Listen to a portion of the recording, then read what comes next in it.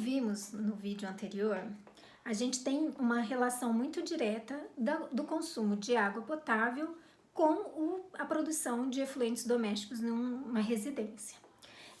Eu deixei como exemplo para vocês uma tarifa, né, um boleto de cobrança da empresa de saneamento do Paraná, e nela a gente pode verificar, vocês devem estar acompanhando, vocês devem ter salvo aí, as faixas de consumo, como a gente chegou a mencionar. Então, aqui no estado do Paraná, a gente percebe que as faixas de consumo são um pouco diferentes daquelas que eu dei o exemplo, mas obedecem uma regra geral. Então, a gente percebe que para um consumo mínimo de um volume de até 5 metros cúbicos, então diminui, você vai pagar uma tarifa de R$ 40,76 para água e R$ 34,65 para esgoto. Então, é um valor que é proporcional. Então, em função do volume de água consumido, você vai pagar uma tarifa de esgoto. A gente está pensando aí que eles devem estar trabalhando com um coeficiente de retorno próximo, maior do que 80%, porque se a gente pegar esse coeficiente, ele dá maior.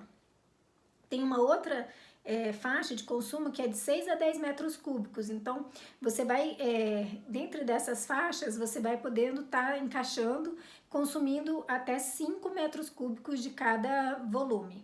Então, se você consome até 5 metros cúbicos, você paga R$ 1,26, né, do valor do metro cúbico da água, além, e R$ 5,36 daí em relação ao esgoto. De 11 a 15, o valor do metro cúbico de água já sobe de 1,26, que era o valor de um metro cúbico para essa faixa de consumo de 6 a 10 metros cúbicos, para R$ 7,02. Então, se você consome 5 litros dentro dessa faixa de 11 a 15, em vez de você pagar os mesmos R$ 6,30 que você pagava lá, quando o seu consumo era de 6 a 10, agora você já paga 35. Então, né, o fator, a relação, a razão entre consumo e tarifa, ela é exponencial, ela tem aí toda uma lógica que, com certeza, se a gente for investigar lá no site da Sanepar, eles vão explicar como que foi feita essa composição.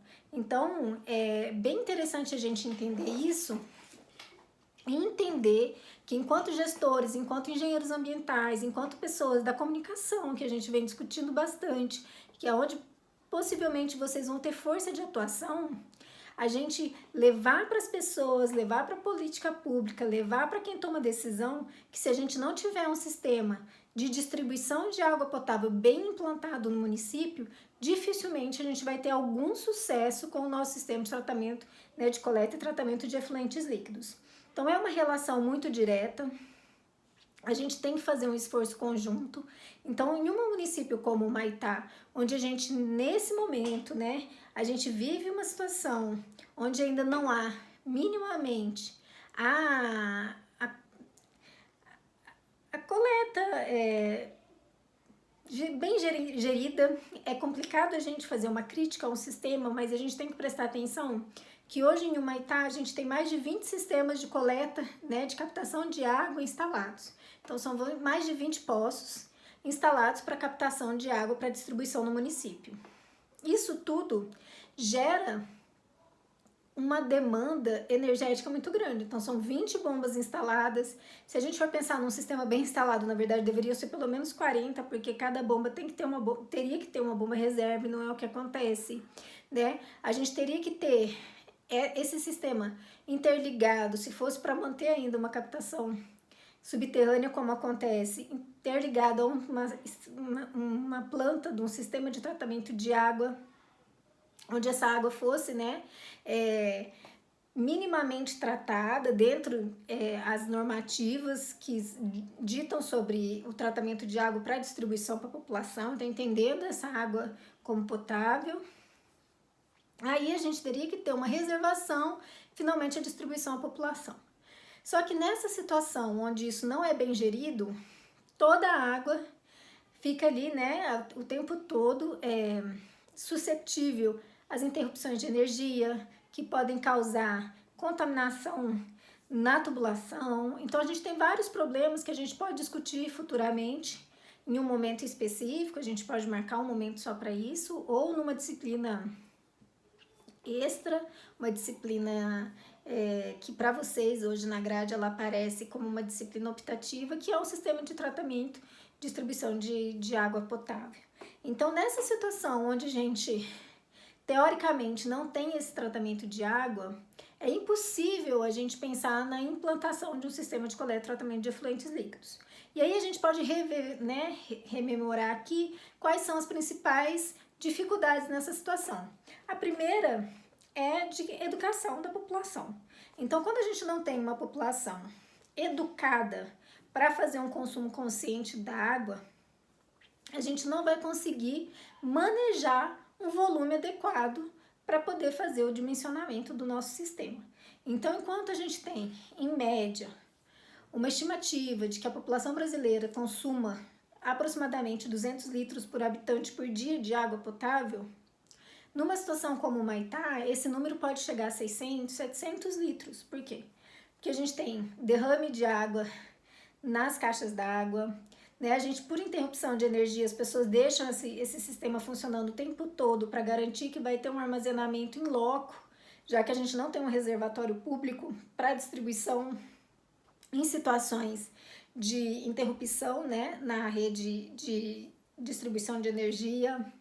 A gente tem um mau uso da água dentro de casa, então assim, aquele mau uso de não escovar o dente com a torneira fechada, aquele banho mais demorado, aquele uso exagerado de água para fazer uma lavagem de louça, de roupa, para limpar um quintal, para molhar na época da seca. Então assim, vou controlar a poeira, vou jogar água, e aí você pega uma água limpa da torneira para fazer, né, essa função que poderia às vezes ser feita com uma água reutilizada dentro do próprio domicílio. Então, essa falta de educação da população quanto ao uso consciente da água impossibilita a gente pensar no sistema de coleta e tratamento de efluentes líquidos.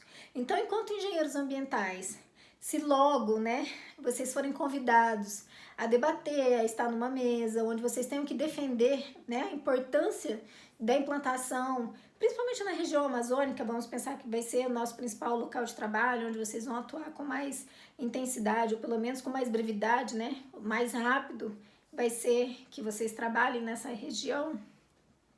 Vocês vão ter que ter esse poder de convencimento, de mostrar as pessoas, a população, aos tomadores de decisão, aos desenvolvedores de políticas públicas, a importância da gente pensar um sistema de coleta e tratamento de água para distribuição para a população, para que a gente realmente distribua uma água de qualidade. Então, assim, a gente deixa de gastar energia elétrica ou energia de pessoas, né? A energia para movimentar esse sistema inoperante por conta do desperdício, para ter um sistema mais enxuto, distribuindo menos volume de água para a população, mas com uma qualidade muito maior. Então, a gente passa a distribuir em menor volume e maior qualidade. Então, a gente educa essa população a fazer bom uso da água. E aí, em complementariedade a essa situação, vem as políticas que a gente pode trabalhar com a educação ambiental. Então, incentivar, por exemplo, se a pessoa tem uma piscina em casa, que ela tem ali um sistema de coleta no telhado, por exemplo, né, com um filtro de areia para filtrar essa água, para não ir impureza, mas que dê para ele usar na piscina. Ou mesmo se ele tem uma área impermeabilizada, que ele gosta de jogar uma água ali e fazer uma limpeza com lavagem, ou se ele tem carro, né? Então, assim, às vezes a gente tem aquelas bombonas que a gente pode armazenar água. Tem sistemas muito simples de tratamento, que é só com areia ou com pedregulho, né? Então, tem várias alternativas para a gente fazer isso. Incentivar também que a gente faça o reuso da água já utilizada dentro da casa. Então, não só uma captura de água de chuva, pensando, né, numa região, inclusive, que chove muito, que a gente tem esse potencial, mas na água de reuso, então assim, deixar uma mangueira da máquina de lavar ligada a um sistema onde possa ser armazenado para fazer lavagem de uma área, que possa ser usado, por exemplo, a água do enxágue da roupa para ser a primeira água de lavagem de novo, então você fazer um sistema com mangueiras que você consiga fazer essa alternativa. Isso tudo são formas de a gente fazer o mínimo de chamada da água potável para compor aquele, né, que a gente chama de consumo médio diário de água potável por habitante. Então, se a gente consegue diminuir nesses gastos, porque se você pensar, a água de consumo que a gente, né, usa para beber é muito pouco. A estimativa é que a gente beba de 2 a 3 litros de água por dia só. Aquela água que tem que ser, né, bem uma água de primeiro uso, que é para banho, para cozimento, essas águas são volumes menores. Então, onde a gente vai gastar muita água dentro da casa, principalmente em limpeza, nas válvulas hidráulicas para dar descarga, né? Então, a gente tem maneiras de pensar dentro da composição da casa, né? Na gestão da engenharia da casa, né? Na distribuição hidráulica da casa, formas da gente minimizar esse consumo de água potável. Então, onde, né, a gente pode atuar, e aí eu insisto, o engenheiro ambiental tem o poder, né, da fala, da comunicação, do convencimento, e é trazendo essas informações para os tomadores de decisão, para quem está ali votando às vezes, né, para criação de uma política pública, de uma lei municipal, de como implementar, né, mesmo que contra gosto da população, uma tarifação e não uma taxação de recursos como o consumo, né, como a água. Então a gente, né, lutar. É complicado você chegar para a população e falar assim, olha, eu sou engenheiro ambiental e eu tô aqui para defender que em vez de a gente continuar pagando R$ 23 para a Coasb, a gente siga o modelo implementado pela Sanepar, por exemplo, e aí a gente vai estar, né, susceptível, se não fizer bom uso, a pelo menos uma tarifa de praticamente R$ 75 aqui, se a gente vê o consumo mínimo de perto de 5 metros cúbicos por mês, de R$ 40,76 para água e R$ 34,65 para o esgoto.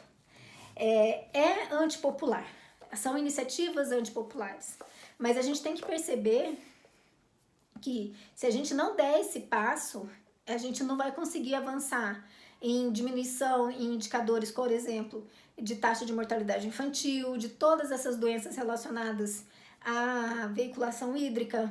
A gente tem problemas também de armazenamento mal feito, né, de forma irregular, tanto na saúde de forma direta, no consumo, né, como água de bebida, mas também, por exemplo, na proliferação de doenças como a dengue, né, que você cria ali ambientes para a postura de ovos desses mosquitos. Então, assim, a gente começa a olhar para o problema de uma forma mais holística, né? Então, quando a gente vem no primeiro momento falando de bacia hidrográfica, depois a gente fala um pouco da taxação, e a gente faz esse apanhado dentro da casa e da rotina e dos hábitos, né, de consumo, hábitos higiênicos, hábitos de armazenamento da água dentro de casa e da importância que a gente dá para essa água, é que a gente vai perceber que muitas das iniciativas que a gente vai ter que tomar, elas são impopulares, e isso acaba ajudando a gente a entender, mesmo que seja muito complicado, por que muitos prefeitos vêm, prefeitos vão, né?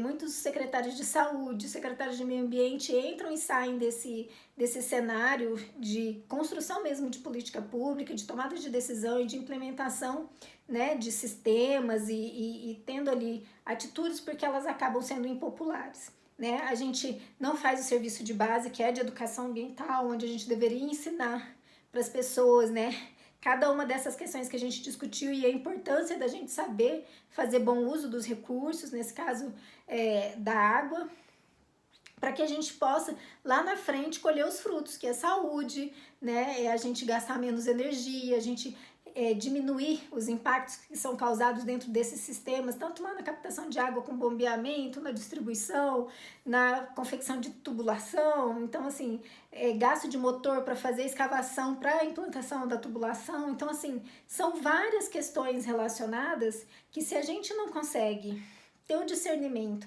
e discutir em profundidade, a gente acaba impedindo que toda a cadeia, né, relacionada ao saneamento básico, ela acabe acontecendo de maneira a contento, né, de maneira a suprir as necessidades mesmo que são essenciais e que garantem qualidade de vida e garantem saúde para a nossa população.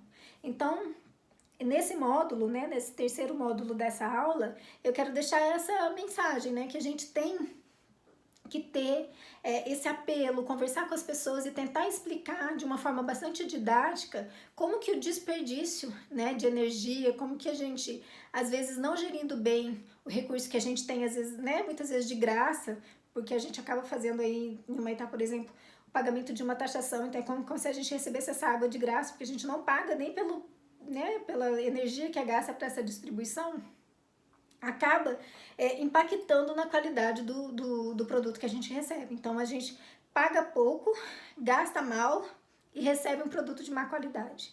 Então, é uma escolha.